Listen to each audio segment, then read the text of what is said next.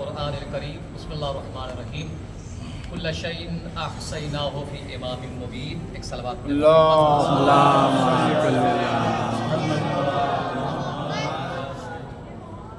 یہ ہماری خوش نصیبی ہے کہ امام رضا کے حرم میں جسے بہشت امام رضا یعنی امام رضا کی جنت کے نام سے جانا جاتا ہے، وہاں پر ہم تشریف فرما ہے اور علماء کرام، زائرین کرام، کیونکہ ہمارے اس گروپ میں ایک خاتون ایسی بھی ہیں کہ جن کی والدہ جو تقریباً 25-30 سال پہلے یہاں پہ زیارت پہ آئی تھی، ان کا انتقال ہو گیا تھا اور اسی قبرستان میں دفن ہے. تو انہوں نے کہا ہے پلاٹ نمبر 61 میں ان کی والدہ کی قبر ہے، تو انہوں نے کہا کم از کم 5-10 منٹ مصائب کے طور پر، تاکہ ہماری والدہ کے لیے بھی ایصال کا سبب بنے. اور یہ جہاں پر آپ تشریف فرما ہے، یہ جو مقام آپ دیکھ رہے ہیں، اس کے تقریباً 4 سے 5 فٹ کی دوری پر، یہ دیوار کی تقریباً 4 سے 5 فٹ کی دوری پر امام رضا کی اصل قبر ہے. آپ جہاں پہ تشریف فرما ہے، اب آپ سوچئے کہ آپ کتنے امام رضا کے کتنے قریب بیٹھے ہوئے ہیں. جہاں پر آپ بوسہ دیتے ہیں، جو زری ہے وہ تو اوپر کا حصہ ہے، زری بنائی ہوئی ہے، یہ بالکل نیچے کا حصہ. یہاں پہ جو ہے بزرگ حضرات جانتے ہیں، قبلہ بھی معلوم ہے ان کو، آپ کو بھی معلوم ہے، یہاں پہ پہلے ایک دروازہ تھا قبر کی طرف جانے کے لیے، پہلے ایک دروازہ، لیکن لوگوں کا ہجوم رہتا تھا کیونکہ ہر کوئی چاہتا تھا کہ ہم وہاں پہ وہ دروازہ بالکل ہٹا دیا گیا ہے. اور اسی جو ہے دیوار کے بالکل پیچھے یہ سب سے قریب کا امام رضا کے حرم میں سب سے قریب کا حصہ ہے، جو قبر کے جو ہے بالکل قریب ہے، تقریباً 4-5 فٹ کی دوری پر امام رضا کی قبر ہے. واقعات جو ہے بہت پرانی ہے، بس اشارہ کرتا چلو کہ کیونکہ امام کی جب شہادت واقع ہوتی ہے اور اس کے بعد امام کو اس جگہ پر وصیت کے مطابق آپ کو دفن کیا گیا. حالانکہ مامون رشید کے جو ہے جو مزدور تھے، وہ لوگوں نے کوشش کی تھی کہ جو ہے ہارون رشید کے پایتی دفن کیا جائے، لیکن جو ہے امام نے حکم دیا تھا کہ میری قبر فلاں مقام پر جو ہے کھودی جائے گی، وہاں پر بالکل قبر آمادہ ملے گی. بالکل واقعہ ویسے ہی رونما ہوا اور امام کو اسی جگہ پر دفن کیا گیا. میں چند باتیں آپ تک پہنچانا چاہتا ہوں جو وصف و لطف و ذائقہ ذکر خدا میں ہے، جو وصف و لطف و ذائقہ ذکر خدا میں ہے. لذت وہ آج ذکر شہ کربلا میں ہے، لذت وہ آج ذکر شہ کربلا میں ہے. اور مامون امن ڈھونڈ لے، ایک شعر میں پورا واقعہ سمیٹا ہوا ہے. مامون امن ڈھونڈ لے، تجھ کو خبر نہیں، روح اسد بھی دست امام رضا میں ہے، روح اسد بھی دست امام رضا میں ہے. کیونکہ شعر میں پورا قالین کا واقعہ سمیٹا ہوا ہے اور علماء نے پڑھا بھی ہے اور لوگوں کے درمیان بیان بھی کرتے ہیں. تو ہم اس مقدس مقام پہ تشریف فرما ہے کہ جو امام کے نام سے جانا جاتا ہے.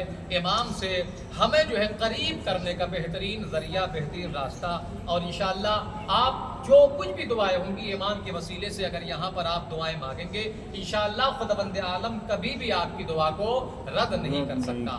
اور اگر آپ کو پوری دنیا میں سب سے خوبصورت روضہ دیکھنا ہو، سب سے خوبصورت زری دیکھنا ہو، تو امام رضا کے حرم میں آ جائیے. آپ کو جو ہے بالکل جنت کا نظارہ ملے گا کہ جنت کیسی ہوتی ہے. کیونکہ ہمارے پاس زیادہ وقت نہیں ہے.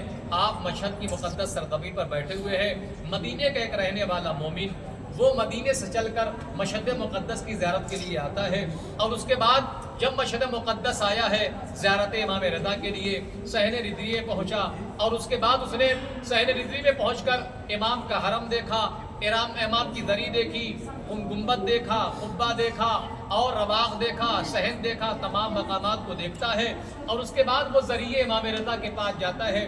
مدینے کا رہنے والا مومن ہے، امام کا چاہنے والا ہے، اہل بیت کا ماننے والا ہے. امام رضا کی زری کے پاس پہنچا اور زری کے پاس پہنچنے کے بعد اپنے ہاتھ کو سینے پر رکھا، آواز دی، السلام علیک یا غریب الغربا. جیسے اس مدینے کے مومن نے یہ جملہ کہا، السلام علیک یا غریب الغربا، فوراً وہ اپنی کمر پکڑ کر اسی جگہ پر بیٹھ جاتا ہے اور امام کی زری دیکھ کر ایک جملہ کہتا، مولا میں آپ کو غریب نہیں کہہ سکتا، مولا آپ تو سفر میں بھی بہت امیر ہیں، مولا آپ اپنے وطن سے دور رہ کر بھی بہت امیر ہیں، مولا بہترین زری نظر آ رہی ہے، بہترین قبہ نظر آ رہا ہے، بہترین حرم نظر آ رہا ہے، زائرین کا ہجوم ہے، کوئی نمازیں پڑھ رہا ہے، کوئی دعائیں مانگ رہا ہے، کوئی زیارتیں پڑھ رہا ہے، کوئی قرآن مجید کی تلاوت کر رہا ہے. مولا میں آپ کو کیسے غریب کہوں، آپ مدینے سے اتنی دور ہو کر بھی مولا آپ بہت امیر ہیں. مولا اگر غریب دیکھنا ہے बकी में आ जाइए, आपकी जद्दे माजिदा फातिमा ज़हरा की कब्र पे कोई साया करने वाला नहीं। अजरुकुम अजरुकुम मिनस सहरा अजरुकुम मिनल्लाह। मौला करीब तो मदीने में है, एक तरफ बाबा का रोजा है, दूसरी जानिब रसूल की बेटी अपने वतन में कितना गरीब है, रसूल का नवासा कितना गरीब है, अरे रसूल के बेटे कितना गरीब है।